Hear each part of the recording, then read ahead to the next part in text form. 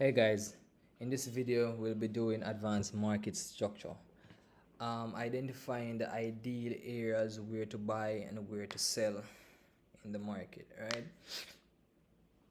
So at this point everybody should understand or identify the different structures when the market is trending up, when the market is trending down, like identifying higher highs, higher low, lower highs, lower low, and stuff like that, right?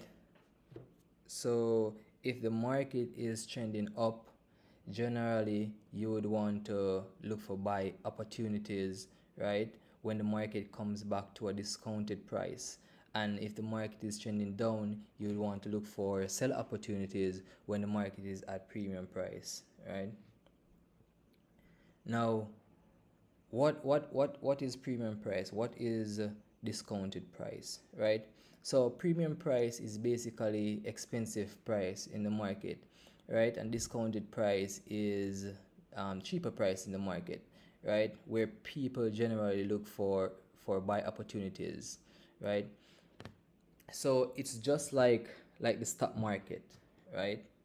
Say a stock started to sell for like $1, right? And that stock went all the way up for like say $10, right? So from one, sorry, so from one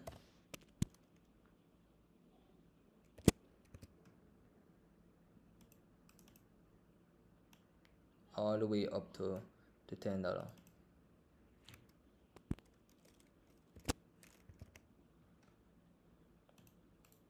right? So say this is like Tesla, right? And it started to sell at to sell for $1, right? And price went all the way up to $10, right? You buying this stock would not want to buy the stock at $10, right?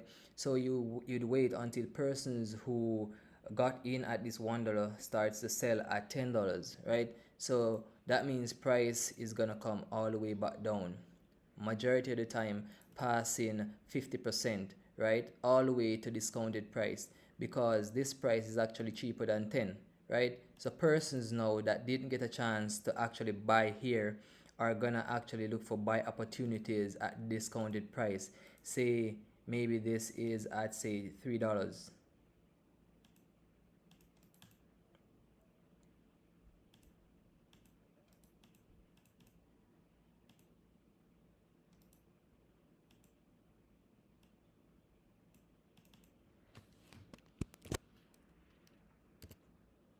right? Say $3. So stock started to sell for $1, went all the way up to 10. You're not gonna want to buy this stock at $10, right? When it started to sell at $1. So you're gonna wait until the price falls to a discounted price. Then you look for or you buy that stock for like $3. Way better than buying the stock for $10, right? And then once price reach premium price again, say here, so persons that actually get in for $3 or whatever can actually sell when it's at like $15. Persons that bought at one can sell at 15 also. That is premium price, right? So market generally starts to fall again. Persons that didn't get in at $3, maybe buying for like $6 7, right? And price continue to trend up because this stock would be doing good, right? So it's basically the same thing with the forex market, right? It's the same thing with the forex market. So you generally want to sell at premium price and buy at discounted price. Now let's get into the structure, right? Let's incorporate this with the market. So here here we have a low and the market create a high, right? Boom. Now the market pushed from this high and create a higher low because it is higher than this low coming from a high, right? So this is our higher low right here. The market push up and break structure right here, creating a new high. right there. Now market pushed down, right, all the way down here and created new high low. Market push up from this price point, break structure, and created new highs once more, right? Price came back down and created new high low. It is lower than this higher low here, but it's not a breaker structure. We'll get to that in a few minutes, right? Price push up, break structure again right here. If it broke structure by a pip, it is still a breaker structure, right?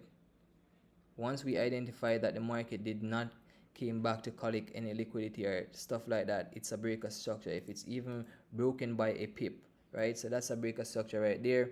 And from that price point right there, we created a high low right here, right? That high low created a high, and then that created a higher low right here. Market broke structure over here. All right, notice how the market pushed up right here and then pull back right here. This right here is not a high low. This did not came from a high, so this is not a high low. This is just a complex pullback. Complex pullback is like a trend in a another trend. So it is a say high on a lower time frame, right? But not on the 1 hour, right? So that's just a complex pullback on the 1 hour time frame. So this right here would be the high, because this was the structure right here that broke structure over here, and then from this high we created high low right here, right? Market push up, broke structure right here, and then created this higher low right here, and then a higher high.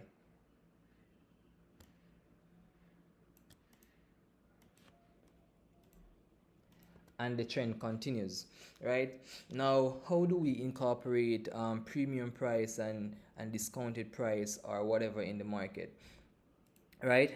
Now, this is how you do it. So by the way, this is my fib tool right here, right? This is my fib tool. What I did, I just took out everything else and left the 0, the 100%, the 50%, and my 78.6%.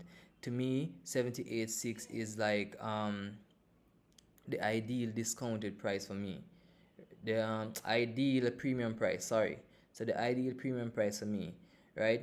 So anywhere above the 50% in a downtrend is a premium price. Anywhere above the 50%, right? In a uptrend, anywhere below the 50 is discounted price. So we're gonna look at discounted price, being that this right here is a uptrend, right? So what you want to do is you want to get your discounted and premium fib, because that's what I call it, right? You want to place it at the low to the new high, right? Like this, right? You know, notice how price pushed past the 50, which is the equilibrium price, and came all the way back in discounted price. Now, note, right? Note, majority of the time, that is where your point of interest is, in premium and discounted price, right? That is where you have inefficiencies and order blocks, unaccounted orders in general. That is where we look for our point of interest. So it's basically extra confluence where to get your point of interest, right? In this area, you can identify that there is an inefficiency right here. So this would be our point of interest, and this is in what? Discounted price, right? Now on to the next one. Look at this. Discounted fib from low to new high, right? Now this one is a little bit tricky, right? But as I said before, this right here is not a breaker structure. What happened was that there was liquidity here in the market, right? Liquidity in the market. The market generally pushed up from here, right, which was a higher low, But when the market came back down to create this new higher low, reason why it pushed past this was because the market created liquidity, and in the discounted price area we had inefficiency that was unaccounted for. So price generally or literally just tap back into this area to collect that liquidity to push to the upside, right? So that is two entries, right? Two entries just incorporating discounted price and proper structure, right? Look at this again, from low to high, right?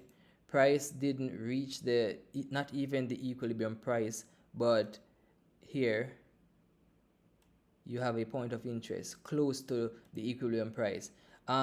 Price generally, or price was generated right from here. So price was already moving. So that is why there was no need for the market to actually come back into this area, because all orders were accounted for here, right? Except this one. That is why price didn't really push past this area into the discounted price. Now look at this, from this low to that high, price came back into discounted price, right? What do we see here? Order block, right? Over here again, high to low to high. What do we see here? Inefficiency, right? So it's extra confluence to actually get your point of interest. Look at that. And we can go on and on. So always remember, right, when looking to get a buy in a uptrend, because you know you buy at higher lows, right, in an uptrend, um, you can use your discounted and premium fib to actually get your point of interest, right, where your point of interest should fall, because majority of the time persons are going to want to buy at discounted price. You're not going to want to buy at a high price point, right? Now let's just do a quick example with a downtrend. It's literally the same thing, but just for showing purpose, right? It's just vice versa here. But let's just find a quick one right here. All right, so right here we have a little downtrend going, right? So this right here would be your low high, and this would be your lower low. This would be another lower high. This would be a lower low. This would be a lower high, and this would be a lower low. Now let's look at this area, right? So price is coming down, right? So you generally want to draw your discounted and premium fib from the high now to the low. So it's the opposite in a uptrend, right? Now look what price did. Price came back where? In premium price this time, right? Premium price, because we're looking to sell, so we want to sell higher than we bought, right? So boom, there's a point of interest here. That this right here is a what? Inefficiency, right? Price literally came back to that area and then pushed down, right? Another example. So from here all the way down here, notice how price came back to premium price all the way up to what? 78.6 level, right? Almost the same high as the almost the same high as this lower high over here, right? That is ideal price.